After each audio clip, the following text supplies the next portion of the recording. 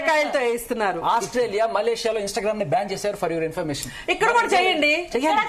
తల్లిదండ్రుల పొట్టి బట్టలు కొని నేను చూస్తున్నాను మేడం, పొట్టి బట్టలు కొని స్కూల్ వాళ్ళని అనాలి, తల్లిదండ్రులు కాదు. ఇప్పుడు ఈ పిల్లని డాన్స్ వేయనియొద్దు అంటే ఈ పిల్ల ఎక్కడ అఫెండ్ అవద్దు అని తల్లిదండ్రులకు ఇష్టం ఉన్నా లేకపోతే స్కూల్ వాళ్ళు నేర్పించాల్సింది స్కూల్ వాళ్ళు కూడా చెయ్యట్లేదు. ఇట్లాంటి పాటలకి డాన్స్లు వేయించటం.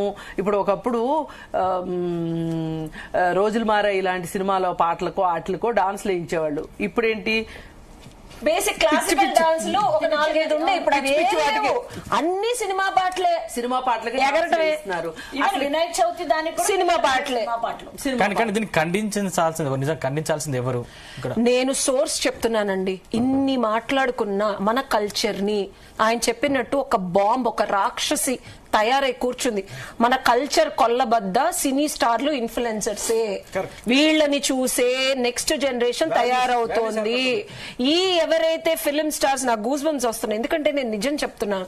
ఈ ఫిలిం స్టార్స్, ఈ ఇన్ఫ్లుయెన్సర్స్ ని కట్టుదిట్టడి చేసే సెన్సర్షిప్, కట్టుదిట్టడి చేసే మీడియా లాస్ కనుక Indian legislation, I'm not even talking about politicians, Indian legislative system లో లాస్ కనుక తీసుకొస్తే చచ్చినట్టు ఏదైతే దుబాయ్ లో లేకపోతే ఏదైనా ఒక అమ్మాయిని ఏమైనా చేయాలంటే వణికిపోతారు. ఏమండి మీరు అనుకుంటున్నారు అక్కడ ఇంకా సొల్యూషన్ చెప్పేది సినిమానే కారణం అంటారా? ఒక్క సినిమా కాదండి, సినిమానే కాదు, టోటల్ సోషల్ మీడియా. ఇవాళ సోషల్ మీడియా ఏదైతే ఉందో పోర్న్ సైట్ల దగ్గర నుంచి చాలా ఉన్నాయి. ఇది ఒక పెద్ద మార్కెట్, ఇది చాలా పెద్ద మార్కెట్. ఇప్పుడు మొన్న ఆన్లైన్ బెట్టింగ్లకి అడ్వర్టైజ్మెంట్లు ఇచ్చిన వాళ్ళ దగ్గర నుంచి అసలు ఈ అడ్వర్టైజ్మెంట్లు ఇచ్చే వాళ్ళని గురించి మనకు కనిపిస్తున్నారు కాబట్టి వాళ్ళు మాట్లాడుతున్నాము అని వాళ్ళు చేసింది రైట్ అని నేను అనట్లా. కానీ ఇలా జరుగుతుంది అని తెలిసి ఊరుకుంటున్న గవర్నమెంట్ ఏం చేయగలుగుతున్నాం? మనం గవర్నమెంట్ ఏం చేయగలుగుతున్నాం? అసలు ఎందుకు ఇలాంటివి ఉన్నాయి అన్నప్పుడు అసలు ఇంత టెక్నాలజీని మనం తీసుకొస్తున్నాము. ఈ టెక్నాలజీకి ఈ మొత్తం సమాజం అడాప్ట్ చేసుకోగలదా అనే ఒక ఇంగిత జ్ఞానం మాత్రం వాడుకుందని సలహా ఇస్తాయి. దానికి తగ్గట్టుగా ఇప్పటికీ దీన్ని బ్యాన్ చేయలేకపోతా ఉన్నాయి. ఏంటది ఏం చెప్తుంది? ఏం మంచి చూపిస్తున్నారు? పొట్టి ఇంకేం కనిపించని వాళ్ళందరినీ సినిమాలు వస్తున్నాయండి సంవత్సరానికి. ఇప్పుడు 1940s లో కల్చర్ చూడాలంటే వెళ్ళి సినిమా చూస్తే ఓహో అక్కడ ప్రేమలు ఇలా ఉండేదా, ఒక ఉమ్మడి కుటుంబం ఇలా ఉండేదా. కల్చర్ అనేది సినిమా ప్రొజెక్షన్ ని బట్టి టైం లైన్స్ ఉన్నాయి.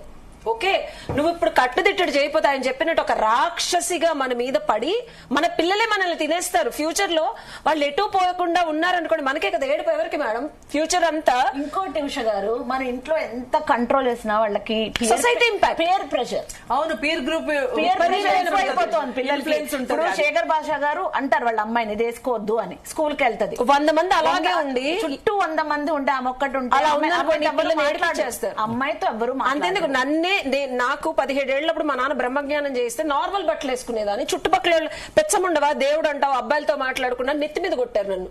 అబ్బాయిలతో మాట్లాడితే ప్రిన్సిపల్ కి చెప్తే నా గుండు పగలు కొట్టారు నన్ను అబ్బాయిలతో మాట్లాడడం. సో చుట్టుపక్కల వాళ్ళు టార్చర్ పెట్టేస్తారు. ఒక మనిషి నార్మల్ గా ఉన్నాడు లేకపోతే అందరికన్నా భిన్నంగా ఉన్నాడు అంటే నువ్వు కూడా వాళ్ళ తేడా ఉండాలి. 10 మంది స్కర్ట్ వేసుకండి, ఒక పిల్ల పంజాబీ డ్రెస్. ఇక్కడ ప్రభుత్వాలు వీటిని బ్యాన్ చేయాలి లేకపోతే ప్రజలు మారాలా? ఇక్కడ ప్రజలు కాదండి, అందుబాటులోకి వస్తే ప్రభుత్వమే తీసుకోవాలి.